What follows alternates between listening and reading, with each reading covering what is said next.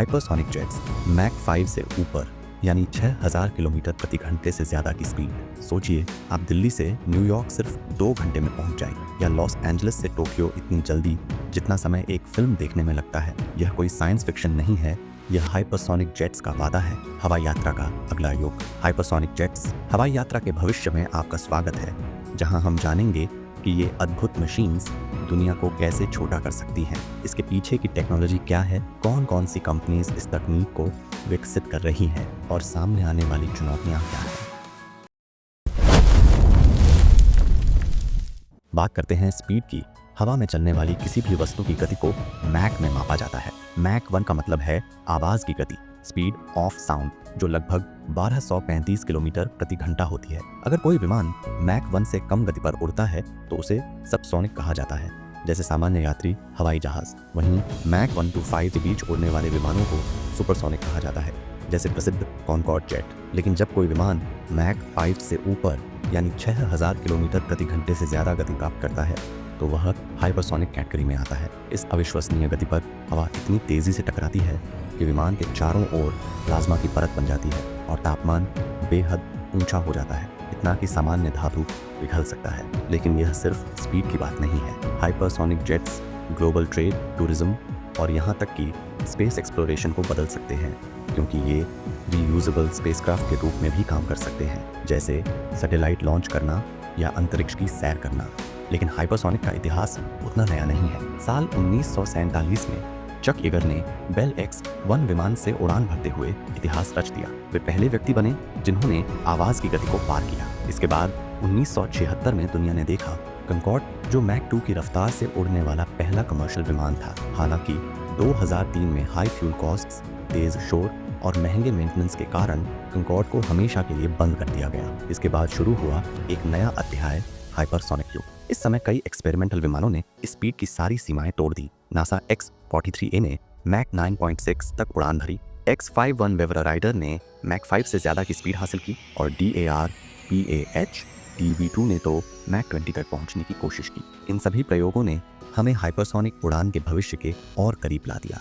अब सवाल उठता है, आखिर हाइपरसोनिक जेट्स इतनी इनक्रेडिबल स्पीड से उड़ते कैसे हैं? इसका जवाब छिपा है इनके दिल में, स्क्रैमजेट इंजन में, यानी सुपरसोनिक कंबस्शन रैमजेट, जो किसी भी साधारण जेट इंजन से बिल्कुल अलग होता है। इस इंजन की सबसे अनोखी बात है कि इसमें कोई घूमने वाला हिस्सा नहीं होता, ना कंप्रेसर ना टरबाइन। यह पूरी तरह विमान की स्पीड पर निर्भर करता है। जब विमान सुपरसोनिक स्पीड से उड़ता है तो वह अपनी ही स्पीड का इस्तेमाल करके हवा को इंजन में खींचता है।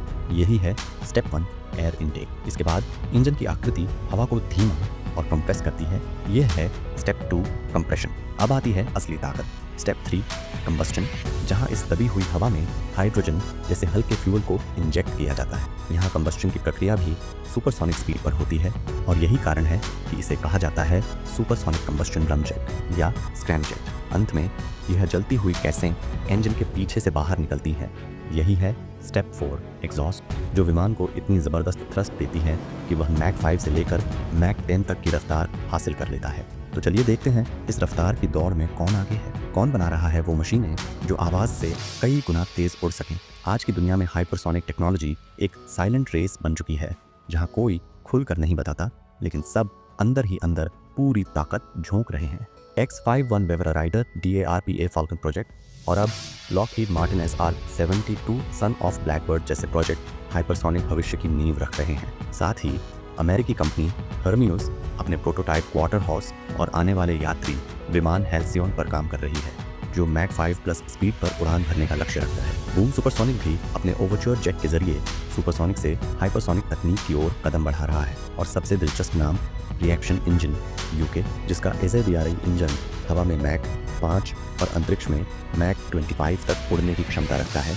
यह इंजन आने वाले वर्षों में एयर और स्पेस ट्रैवल दोनों को जोड़ सकता है। रशिया भी इस रेस में पीछे नहीं है। उनका अवंगार्ड ग्लाइड व्हीकल मैक 20 की रफ्तार से उड़ने में सक्षम है, जबकि किंजल मिसाइल और जर्कन प्रोजेक्ट रशिया को सैन्य हाइपरसोनिक शक्ति के टॉप पर रखते हैं। दूसरी ओर चाइना ने अपने DF-ZF ग्लाइड व्हीकल और स्टाररी स्काई 2 से दुनिया को हैरान कर दिया है। हाल ही में चीन ने हाइपरसोनिक ड्रोन प्रदर्शित कर यह साबित किया कि उसकी प्रगति बेहद तेज है। भारत भी इस दौर में तेजी से उभर रहा है। DRDO और ISRO का HSTDV प्रोजेक्ट भारत को इस एक्सक्लूसिव क्लब में शामिल कर चुका है। भविष्य में यही तकनीक भारत के क्रूज मिसाइल्स और ट्रांसपोर्ट जेट्स में केंद्रीय भूमिका निभाएगी। यहाँ तक कि SpaceX भी इस खेल में है।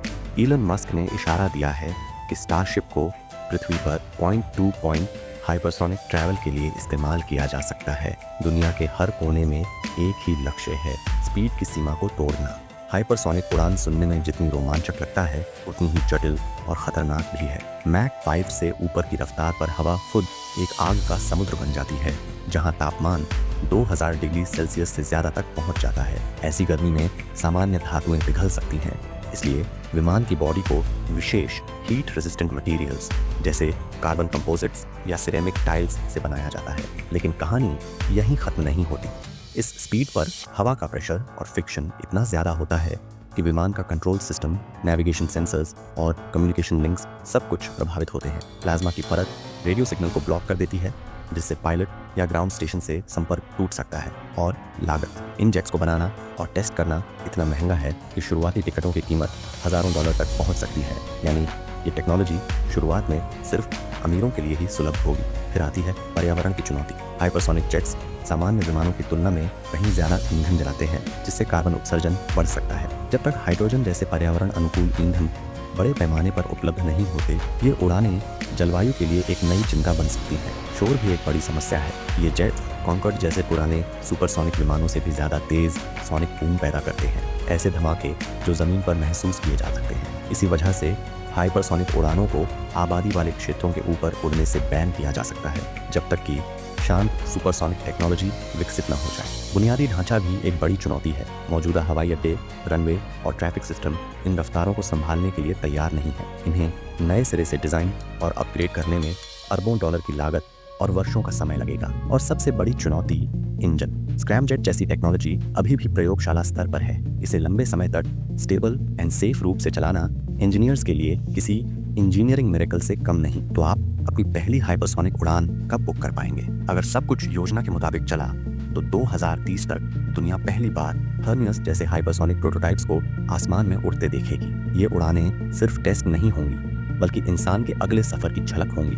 2035 तक कुछ लिमिटेड प्रोफेशनल उड़ानें शुरू हो सकती हैं, शायद न्यूयॉर्क से टोक्यो या लंदन से सिडनी के बीच। पर शुरुआत में ये टिकट सिर्फ अमीर यात्रियों या सरकारी मिशनों के लिए ही होंगे, क्योंकि इस तकनीक की कीमत अब भी आसमान जितनी ऊंची होगी। और फिर आएगा 2040 या उससे आगे का दशक, जहां हाइपरसोनिक यात्रा शायद आम हो जाएगी। महाद्वीपों के बीच की दूरी सिर्फ एक फिल्म की लंबाई जितनी रह जाएगी। जब इंसान ने पहली बार आसमान की ओर देखा, उसने सिर्फ उड़ने का सपना नहीं देखा था, उसने तेज उड़ने का सपना देखा था। हवाई जहाज ने हमें जोड़ा, सुपरसोनिक ने हमें गति दी, और अब हाइपरसोनिक हमें समय की सीमाओं से आज़ाद करने वाला है।